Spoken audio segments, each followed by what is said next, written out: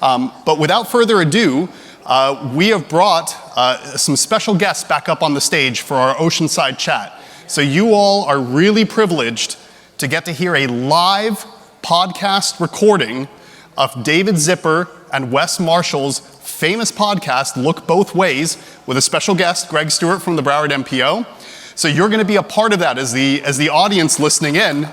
And I know this is something that they don't typically do, but it's going to be a nice treat for us to hear this conversation live, and it's something that will be posted by David and Wes after the Safe Road Summit. So with that, I'm going to introduce the Look Both Ways podcast at the 2026 Safe Road Summit.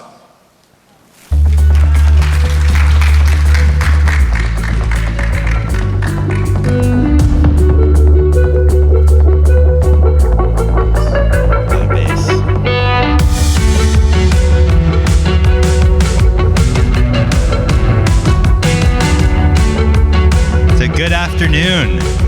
It is great to be with all of you here in sunny South Florida. I am David Zipper, and this podcast usually begins by saying, welcome to Look Both Ways with David and Wes, pragmatic conversations about all things transportation. But this is a special occasion. This is really, we should be saying, Look Both Ways with David and Wes and Greg, because we're all here in Fort Lauderdale. Yeah, and we're looking both ways.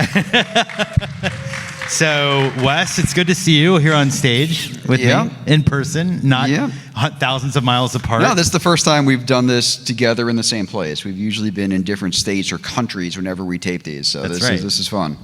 And Greg, thank you for having us here. You know, it's been remarkably interesting. The entire 2 days that you have been with us and the different presentations both of you have made. Thank you for the contribution of your experiences in building safer streets. Well, I appreciate that. So we're at the tail end of the Safe Road Summit, and over the last couple of days, both Wes and I gave keynotes. I gave a talk about autonomous vehicles, and Wes spoke about safe streets. But maybe for for those who will be listening and watching later on, I think it'd be great, Greg, if you could tell us a little bit of about the history and sort of the reasons behind creating the Safe Road Summit.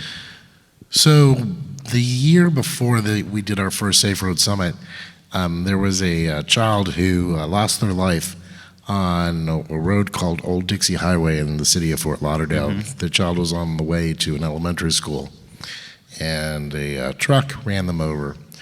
A woman, actually, homeowner's resident, reached out to us and said, there's got to be something you can do. And it was like, okay, well, we need to do something. We looked at the situation. I went and met with the family personally, and I came back to my team members and I said, well, what if we did a training session? Mm-hmm. And it actually started out as a little bit less than 50 people in a room talking about how roads should be designed and what the impacts on people's lives are with the roadway. And what does it mean to the families, both the folks that still have people alive, mm-hmm. and what it meant to the people that actually lost their lives in a way that they shouldn't have to. And we had the first group together, and it was down at the Fishing Hall of Fame, an amazing little venue, small little place. And it was pretty awesome. Everybody liked it. Got back to the office about, the next week, because we did it on a Thursday, Friday. And my team goes, wasn't that awesome? We were awesome. Isn't this great? I'm like, what would be more awesome? What are you going to do next year? Mm-hmm. And it, was one of those challenges. It's like, we can make a difference, and we're supposed to go out and educate people about what transportation is. Mm-hmm. And that is what this ultimately is a giant education system.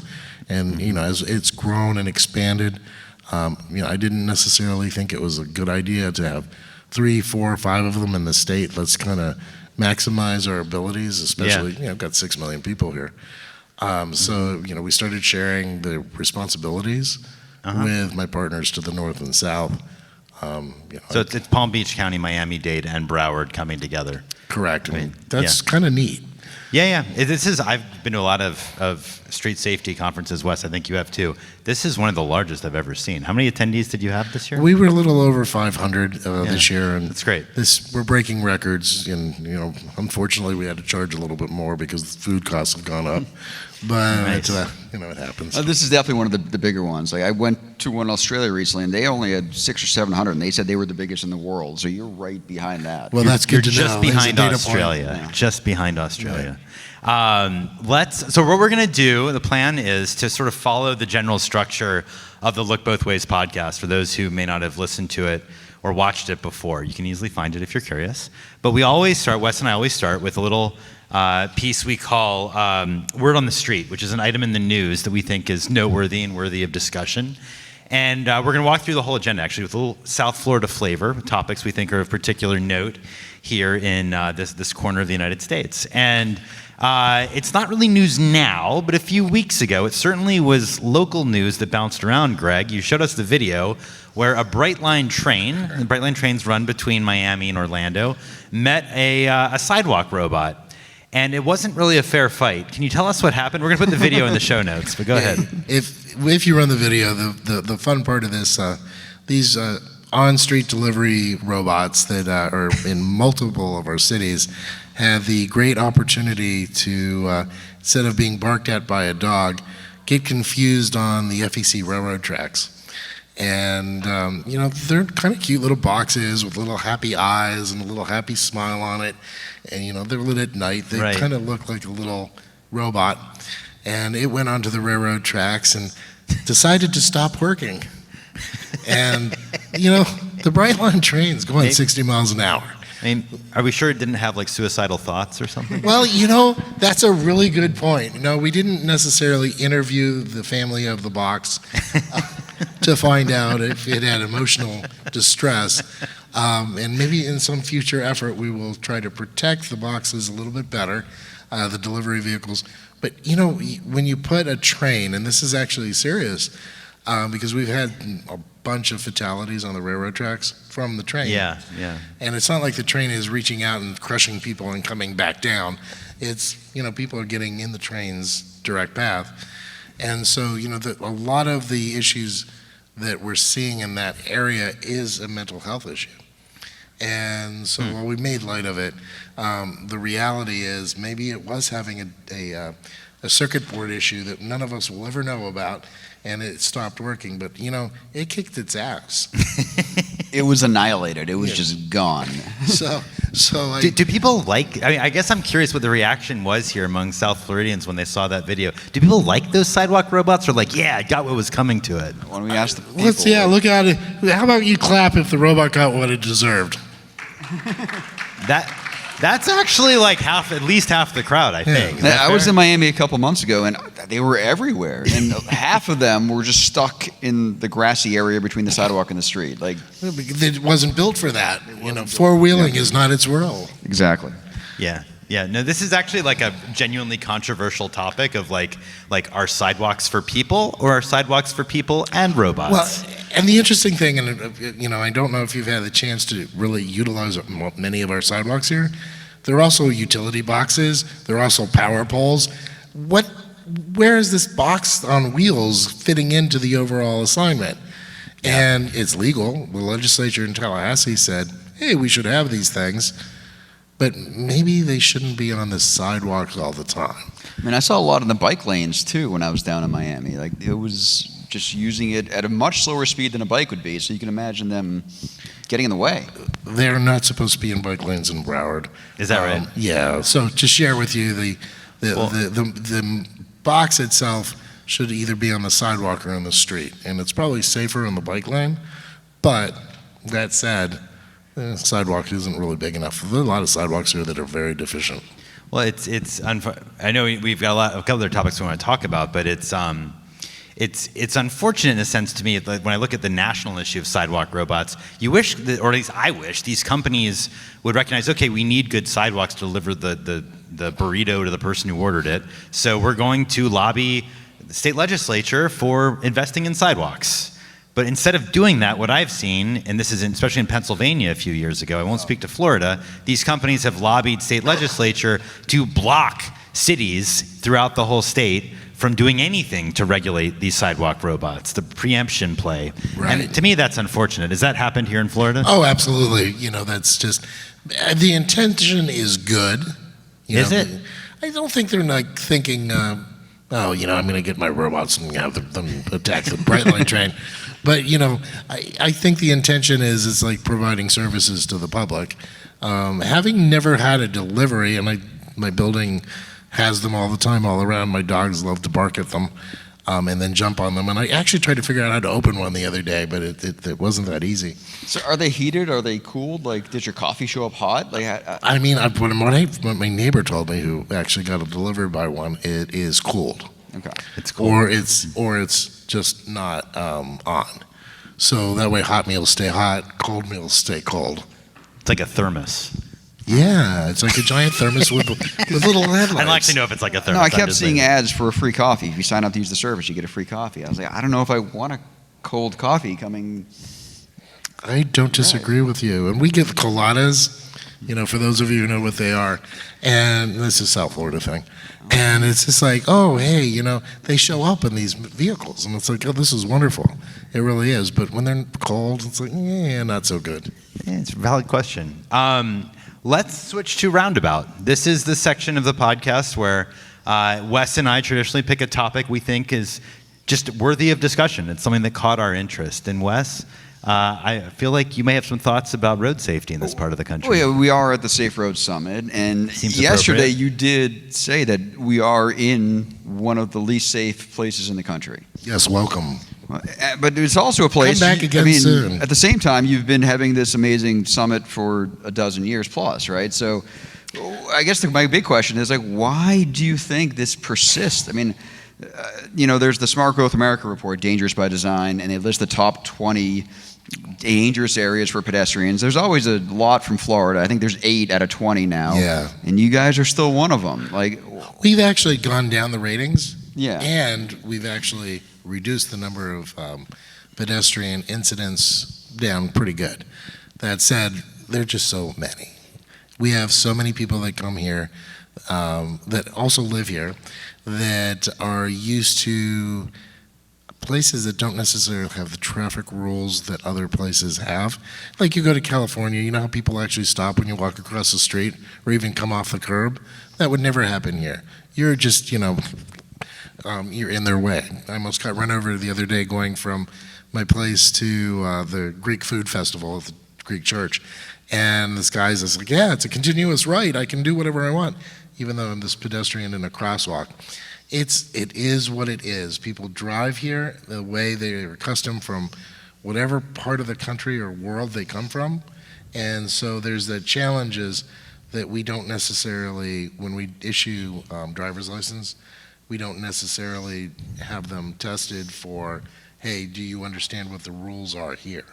So do you think, if somebody comes from another part of the country and maybe they drive safe where they live elsewhere, do they come here and start behaving more like folks do here? Or does that culture engulf them and they become? I can tell you from experience that they become part of the system. They might drive safe in California because we've got a lot of people relocating. And then they come here and they're like, I can go really fast here. Let's go fast. And there's people trying to cross the street and they don't care. The culture indoctrinates you in a way, and that's something that is unique to automobile and bicycle traffic in this place. And I don't think it's any different. I drive in Mexico and I'm very aggressive. I really am. You go to Rome, you go to Athens. I mean, they drive on sidewalks in Athens. There's no such thing as, a sidewalk. It's just another lane for the car to go in. So I think it's just a part of the culture. So I would also say that engineering design, engineering infrastructure can guide behavior. It can nudge people one way or the other. Oh, yeah. So is there something here about the infrastructure? That is nudging people in that direction. There's something we can change to start nudging people in the other direction. Well, the interesting thing, and we're working, we work with the cities, we work with the county, we work with the state DOT to try to put the necessarily infrastructure in. But I'm going to share another interesting thing about South Florida. and I don't know why this happens, but for some reason, there's a lot of people getting on the wrong ramp onto the interstate highway system. Huh. And I'm like, this is, are they drunk? Are they high? I don't have the answer to that. Is that a particularly South Florida phenomenon? Right on the wrong side of the highway? Yeah, my experience with this is yes. My uncle, years ago, I was in the back of his big Lincoln Town car. He passes Broward Boulevard and goes, "Oh, I passed Broward Boulevard." He puts his car in reverse on the interstate highway and to go back to the exit ramp instead of going to the next exit. So was he like that in Pennsylvania? Absolutely not. Why he felt this way here, I don't know. Maybe it's the water. So Florida creates Florida men, is what you're saying. Yes, it does. It's a unique thing to Florida. And, I think it's the combination of heat and pharmaceutical drugs. When my book first came out, like a little bit of the pushback I got from the engineering community who didn't even read the book at the time, but they were like, people go wrong way on the highway. What the hell are we supposed to do? It's not our fault. And my point was, like, we can do something. Like, I know what Colorado's doing now. Like, instead of having a green ball on the off-ramp, it's a green arrow to tell you to keep going straight. Like, something little like that. I mean, there are states that are doing much more higher tech stuff. Like, if they can tell a car is coming onto the off-ramp, like spiked tires, like things like that. Well, yeah, the spiked tires. There's one thing that it's a low-tech solution. Rental car companies use them all the time. What if there were spikes so that way if you started going up the ramp, you're done. That's it. That was my point. Like, we shouldn't just say it's a human error problem, do nothing. There's something we can do. Like, well, there's always something to do. The question is, and this is the value that we all have to face. It's how much money we can spend on these solutions. And while that's a low-tech, low-cost item, there's 16,000 other things that need to be done in that location. Well, but is it really just money, or is it also prioritization? Because I love that question. Yeah, I mean, well, in a car-oriented place, people don't necessarily like the idea of road diets or speed humps. I have to imagine, right? No, not at all. Yeah, they don't like cameras. Yeah, well, I mean, you've been. How long have you been leading the MPO? I've been here in this MPO 17 years. 17 years, wow. Well, I guess I feel I'm really curious. It's a question that I have. Being, Florida is a pretty red state now. Road safety is now, I think, unfortunately, often been coded as a blue issue, although I don't think that's really fair.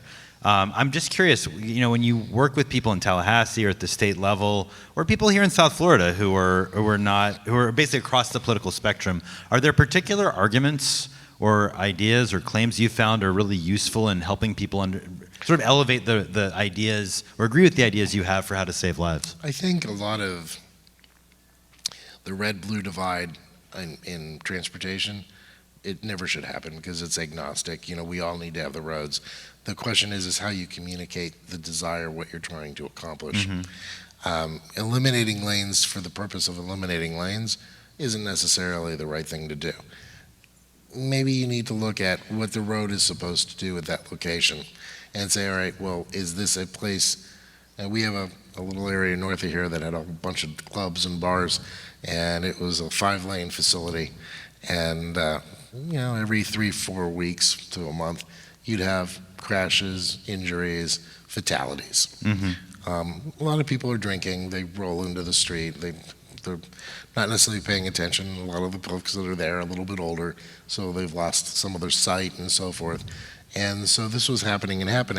And the city itself said, hey, maybe we could look at a road diet in that location. It was a state road, and we worked with the state DOT. The irony is we widened the sidewalks, put in pedestrian infrastructure, did all of the things that were necessary. The throughput actually increased. Why did that happen?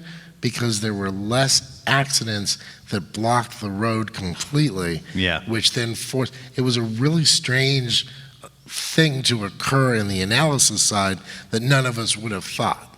Because how do you increase capacity? I just saw a stat, I think, Wes, you can confirm this, I think like a quarter of all congestion is due to crashes. Something like that. Yeah, and there's so much transportation obviously. is counterintuitive. Like, you think one thing will happen, and it's the opposite. Like, if we actually take away a lane, it's more efficient and more cars can get through. They Correct. just do it a little bit slower, but overall you're getting more capacity. Except I don't. Can you legally take away a lane in Florida now? I thought the state had basically said you cannot remove traffic lanes. Well, the desire line is to keep the facilities the same. Okay. But you still can. You still can. Yeah. I thought there was some sort of a constraint on maybe it was replacing a traffic lane with the bus rapid transit lane. Or something like that. There you can't go. do that. No, and it actually, I mean, and I'm very pro-transit, so I'm not, let's not say that I'm not, but it does make sense. If you get rid of a lane on a 6-lane facility to put a bus lane in, you still have the same issue with the number of people moving. You know, our buses are carrying maybe less than 1% of the total traveling. And so, you know, even if I up that to 3%, that still means I've lost the capacity of the roadway. So there's like these really weird things. There is a threshold where you could Kept get it back. more capacity Yeah. through on the throughput overall. Well- And if you're counting people instead of cars, basically. Right? But even if I count people, that's what I'm trying to say. It's like, If you get fast headways that are close enough together. yeah, and that's the trick. Right. You have to be running at 10-minute or 5-minute headways on the corridor, and we don't have the facility, we don't have the buses to Yeah, do I mean, that. some of the downtown Denvers we converted over to bus only, but Yeah. those are some streets that have like 3 or 4 bus lines on that street. And they're getting a lot more people through. It's just So very different. We have this really unique situation here in downtown Fort Lauderdale, and Christopher Restrepo, who you know from this conference, he and I were working together on an idea, and this is, again, something it's counterintuitive to what we do for a living, is actually come up with a one-way pair, which was the way downtown was originally laid out. But in that one-way pair, you would have had a dedicated bus lane that would circulate folks in downtown, and it was, 2 blocks wide. And so, you'd have circulators going around. We could have increased capacity, we could have increased bus usage, we could have increased transit usage, you could have widened out the sidewalks, there could have been a cycle track put in, because you have a lot of real estate. Yeah. But they were like, oh no, we don't want to do that. This is bad.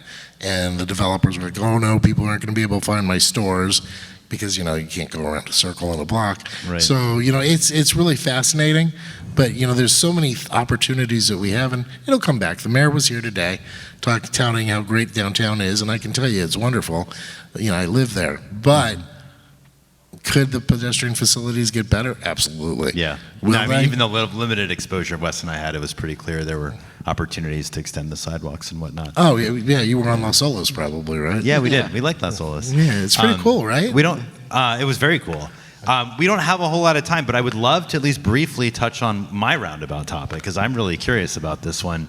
Here in South Florida, we're in like one of the national hubs of managed lanes. Yes. Which you've been involved. You've been for 17 years. You must have seen this the whole way through. Yes, I have. And I'm married to them. We don't have a ton of time, but I'd love to hear just like a little bit of the history, like how it came to be, but also like what happened with like the politics of it, because it sounds like it was super controversial at first, and now it's just part of life. Tell us. So managed lanes started with a grant that actually, the irony, Miami-Dade applied for a roadway grant for 95 in District 6 down in Miami.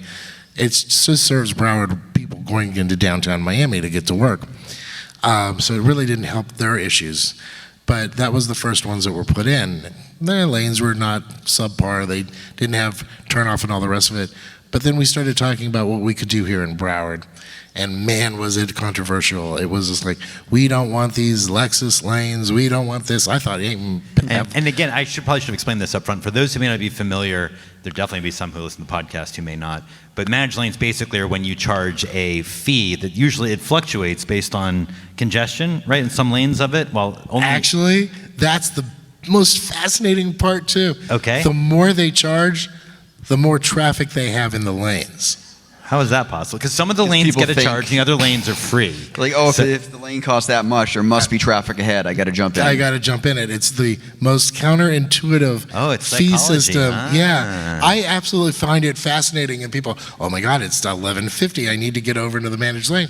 Why am I sitting in traffic? And Google Maps has it green and then a red line, and you're sitting in this thing where you're paying $11 to go nowhere. You just got a research study for me to do. But don't people realize it then? They're like, well, I just paid like however many dollars because it was expensive. I thought I was going to save time, but now I see everybody's moving just as quickly in the free lanes right next to me. I mean, that's, yeah. Don't they learn? Well, we'll have that conversation another day. Yeah. This is Florida. So now, though, is there still controversy around the managed lanes, or are people like, this is part of our system and we need it? My board rarely has divided boats, and it went back and forth and back and forth. The winner of one would be jockeying the next month and come back and bring the thing forward. Once they got built, there was the realization that the service folks and the plumbers and the electricians could get to their appointments faster with those lanes, and could charge the cost off to the client who they're waiting for their air conditioning to be fixed. It's hot here. So, that's the value to where they went. Mm-hmm. So was that all it took for people to be able to see it, feel it, taste it, try it? Like, once they saw it in action, they were on board? Because it was... To go from being so controversial to just being completely accepted, it seems like it should be such a fascinating story, but it's like, oh no, we just tried it and it worked, we're good. And it's amazing because we put it on lots of facilities. The legislature doesn't want them, which is also fascinating, but they're working here. And they work well. The Port Everglades Expressway, 595, is a reversible toll facility, and it was a P3. That by itself is way advanced 595 by about 25 years. We'd be still talking about improving that road if those managed lanes weren't there. So the generation, it's really fast. Again, it's a fascinating dichotomy that doesn't make sense, but it's that same faith we have in transit vehicles. Well, if we put transit down and people see it moving, it will fill up. Yeah. But it doesn't have, you have to try it. And then once you try it, then you might continue to do it. The managed lanes people ultimately were willing to try. It's really interesting. I'm familiar with some of the research on managed lanes. I've been researching it. I believe the first ones that existed were SR 91 in Orange County, California, which was in the early 90s. And I spoke with an economist who's now retired who looked into those lanes, and he made a point that it was exactly the same as yours, Greg. He said that there was a lot of fear about Lexus lanes and equity effects, like you're just going to make low-income people be stuck in traffic. But what turned out was that low-income people are often they have to pick up their kids at daycare. Correct. They might be having shift jobs at a retailer where they really need to be there on time, and they are more than happy to pay a few dollars to make it there on time rather than be stuck in traffic, which they would be obligated to do without the presence of those lanes. So the sort of equity Lexus lane argument kind of falls apart when you look at who's actually supporting these. The popular, at least for SR 91, and this is, I think, again, it's like 30 plus years of data, it really is consistent across the income spectrum. Everybody likes it. And that's the thing. You look at what happened in San Diego, same situation. You look at what they do coming out of LA, going into heading towards Vegas. Those managed lanes, but they don't have the cones like we do. Yeah. Because people in California are very polite when they drive, but here, we like knocking the little cones over. I don't know that Californians would agree with that statement, Greg, but we can leave it there. That's all right. So is there anything else you see in the same vein that if we only tried it, it would work? Well, and that's the challenge, because I do believe you have to try almost everything to make sure that it does work or doesn't work. And if it doesn't work, then you can get rid of it. Paint is easy to remove. Florida DOT has proven that. So it's really a matter of, it really is a matter of saying, okay, well, let's try this, see if this works, and then we can go back. A lot of, when you do a roadway, and we're talking about doing a diet, it's actually easier to paint it and try to get into a situation than spending the millions of dollars it would take to put in the curb and gutter and sewer. So you can test a lot of things out. Right now, we're in that weird world where it's like it's become a R&D issue versus being what is good for the public and how do we get there. And I think pendulums swing hard many ways. I think that pendulum swing, if we could get back to where transportation is the great middle, I think that we'll be able to get back to where we can test things out, make it work. Well, you say we need to try things. I think we should try a drink. I think that's a great idea. So we always end Look Both Ways with what we call rail drinks. Get it? Because we record it around happy hour time, and Wes and I usually pick a drink of our choice and do a little toast to welcome the evening. And we actually are recording this at happy hour time. There's a reception with alcohol right afterwards, I believe. Yes, so this is. feels appropriate. They're all waiting for us to have a drink. Before they hurry can the have a heck drink. up. I should stop talking. So what are you guys drinking, first of all? Well, we all have a margarita because Because we're in Southern California. Southern No, California. South Florida. Southern California. Yeah. And margarita Different and state. tequila, they're pretty close to to everyone's And heart that's down fair. here. And it's 5 o'clock here, so That's right. That's It right. is 5, yes, absolutely. Listen, salt on a rim, and then what is that? The spice? I got the spicy tahini one. one. I got one for Yeah. the spicy margarita. I respect I it. like it spicy. Yeah, it's respect good it. for you. Well, cheers, guys. Cheers. Greg, thanks for joining us. Thank you for coming down. We appreciate it. Thank you all for Thank being you here. for being there.